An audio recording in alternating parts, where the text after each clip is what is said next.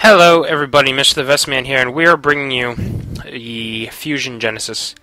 And this is going to be a little tutorial video, because this game, it doesn't do the best, per se, at explaining what everything is. And the everything I refer to is this screen here. And this is, you push back, select, to bring this up. And this is a very info-centric screen, and the game really, like I said, does not explain much to you. So we're going to go through these screens, and I'm going to explain to you basics of each one, starting with the top left. The top left is your character screen. You can see he has a little portrait, your character level, the squad you're currently in, which is none for me, and if you click it, you will bring up a more detailed screen. So you'll see the same one as before in the top left, and the bottom left is the challenges. These are just XP, similar to Call of Duty, any other game, really. You do the different ones, you can click them, you can see what the rewards are, and you can go back. There are various ones you can scroll through, check that out at your own leisure. In the top right is your skills. So if you go into this menu, you can change your skills. So if you go to X, and you can cycle through what is on X, Super Shield for me, or if you click skills, this is your level up screen. So you can see you have your 4 base skills. These will level up as you put points into them using base points. The Consortium, Praetorian, Syndicate, and Military only will level up from faction points. So you have to do faction missions to get faction points, and that will level these skills up. So the base skills are independent of the faction skills, and that's represented on the right side. You will, throughout the course of the game, get plenty more base points than you will faction. You will also be able to tell when you have leveled up, because for one, here you can see a circle around the level 50. When that circle fills up, that represents another level. And when you come into this screen, the top right square will be flashing a light blue to indicate that you should click it and that you have leveled up. In the bottom right is the Squadron section. Here you can set the multiplayer preferences, your squadron, and players in zone. Now this is the multiplayer stuff, so obviously I can't really demonstrate here. But if there were players in the zone, you could select them, you could invite them to the squadron, simple stuff like that. And then like I said, there's a list of stuff on the left-hand side. So that is everything in the player section on the top left. If we come all the way out, on the bottom left we have your Sentient section. Actually, the host screen, you can see crystals. The crystals you collect throughout playing the game. And then you can also see the level of your Sentience. You can have 4 Sentience equipped. I only have 1. There's a battle going on, and I'm not even partaking in it. And what it is, basically, is the crystals represent stuff you can feed to the Sentience, and the Sentient has its own level. So if we go in here, in the top right is the list of Sentience. So currently I have Sentient 2 equipped. If you click Sentient 2, then it'll bring up another menu. And in here you can change, on the top left, you can change what the Sentient will prefer to do, aggressive, defensive, passive. You can also change the slot if you have more than one slot. This I currently do not. In the bottom left is his stats. So as he levels up, he has attribute points you can distribute. Or if you hit right trigger, there are stat points you can distribute. Stat points you get from creating a black crystal. And a black crystal to create a black crystal requires 1 of every colored crystal. Not prismatic, but red, yellow, green, and blue. So if you have 10 red, yellow, green, and blue crystals, 10 of each, you can create 10 black crystals. Then you can feed those black crystals to get 10 stat points. And the stats have varying effects, which you can check out once again at your own leisure. In the bottom right is the crystal menu. So you see I have auto feed off. If you have this on, your crystals will automatically go to your Sentient. That means he will automatically level up. You don't have to do anything except for distribute the points. If you have auto feed off, as I do, the crystals will get stored, and then you could feed them to your Sentient at your own pace. That way, if you want to save them up, you can. If you want to kind of split your crystals between certain Sentients, you can. And then you can also see the black crystal and prismatic.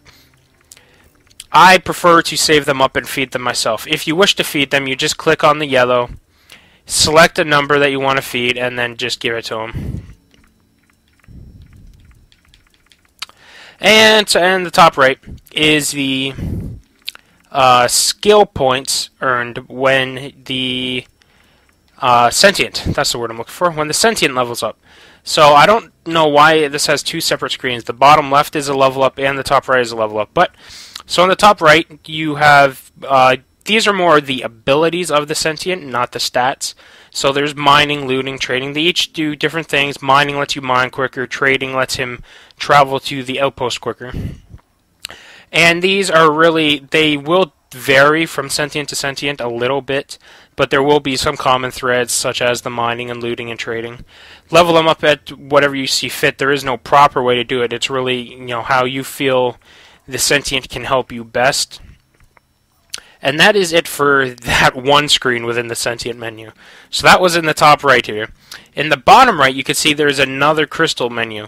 This crystal menu is just, I don't know why it's here, frankly. It's just another look. You can see what crystals you have. You can't feed crystals from this screen, but you can turn the auto feed on and off.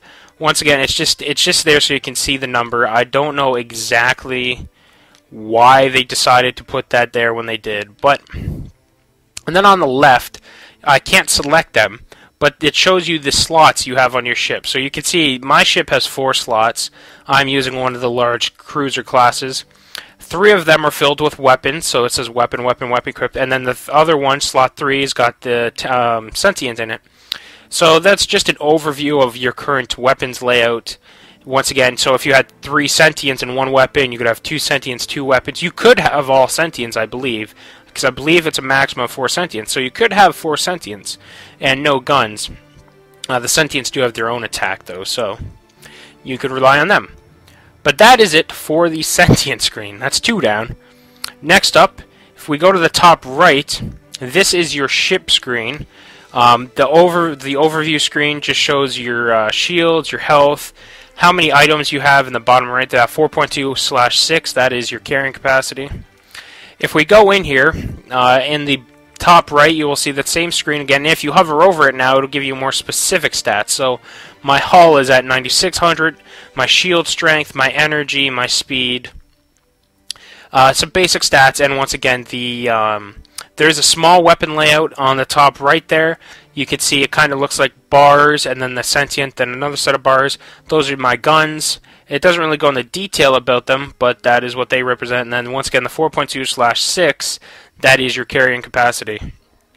On the bottom right is a more in-depth view of your carrying capacity. So you have what you are carrying, you have the ability to sell all, and how much money, I believe, 48,000, yes, I believe that's your money, in the bottom right.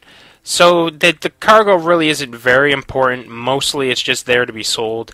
So when it fills up, the game will tell you that you're full up, and all you gotta do is sell all. In the bottom left is ship upgrades. Now, the one thing I will say about the ship upgrades, really hard to read some of the colored ones. You can see there's green, very, very difficult to read. But if you look slightly to the right in that box, it will tell you what the word is in white anyways. So you can have, I believe, up to 2 equipped, and they have varying effects. So ship upgrades, you can see here I have increased ship capacity and speed. There are different kinds. You will pick them up throughout your journeys. It's mostly just pickups, like you kill the enemy, you pick this up. And you can equip them to just 2 slots, or you can desynthesize them. And if you desynthesize them, you can see in their description there's the number 4 along with a green crystal. That represents what you will get when you desynthesize. So for the ship upgrades, you will get 4 green crystals. If you hit right trigger, you go to weapon upgrades.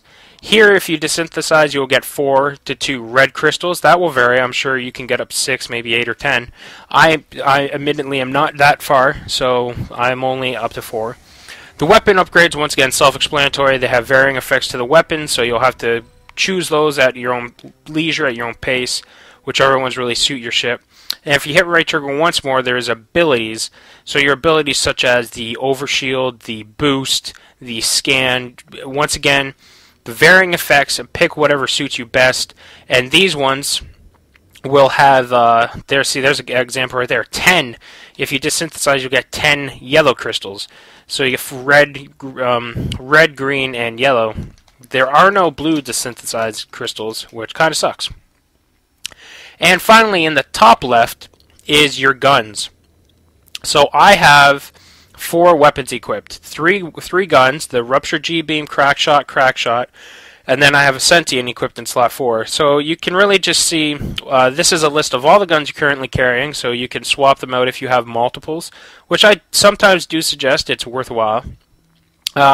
If you hit the A button, you can unequip, you can change the slot. There's not too much here you can really do. It does have a little pop-up on the right there that says your DPS, which is damage per second, your fire rate, your level. You can see my fire rate is kind of messed up because I use a special kind of gun that doesn't have a steady fire rate per se. And that is it for the ship screen. The final screen, bottom right, is missions. I don't have a specific mission queued up right now, but you can see there's a blank spot for a portrait, and then there's the description and the tasks. So right now my task is dock with a station, select trading posts, select commodities, and so on and so forth. On the bottom left you can see the mission name, sell cargo, rewards. That's all just basic stuff. And there's not a whole lot here to show you. What I will do real quick is I'll just hop in here, and I will queue up a mission for you so you can see more specifically what it is like. So if we come out of here, and we wait for this. There we go. So now if we go in here, you can see there's a portrait of Judah. What his little symbol beside his portrait. Then the mission, all good things, the rewards, 0 credits, XP, faction XP. And that's pretty well it for this screen. This screen, the mission screen, very, very, very simple compared to the other stuff. The zone map, which is in the top middle, it's kind of just hidden away there. If we bring that up, that is a very basic zone map.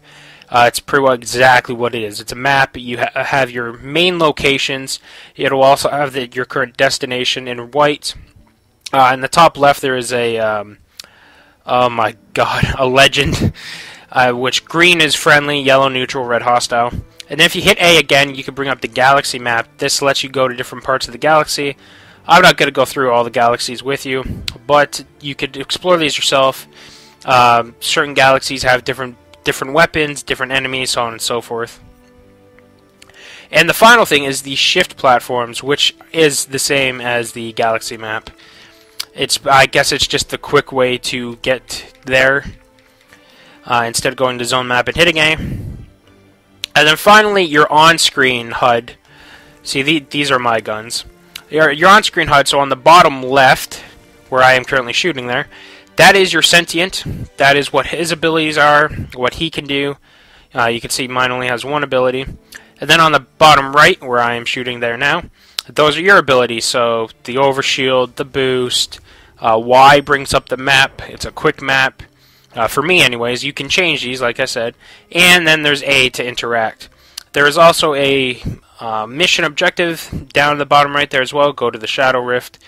And then the radar, green being friendly, yellow being neutral, and then red being hostile. Pretty basic stuff in that regard. Anyways, that's about it. There is a lot of stuff to cover, and I can't really cover it all perfectly because there are a lot of options and I can't make the choices for you. So I hope that really helped you out and lets you know what each of those menus is and what they are used for, but really the decisions on how to use them, that will come from you, because there is no right way to play this game. It's however you want to play. It's very MMO-like in that quality, and there are a lot of MMO features to this game itself. But anyways, I hope that helps. I hope that gets you started. If you need anything else, of course, just refer to our written stuff over at Xbla Fans. If you got questions, we're always on the Twitters. You can hit us up, or on the Facebooks. We are all over the interwebs, really. I hope that helps, though, and we will see everyone next time. I'm Mr. the Vestman, and I am out.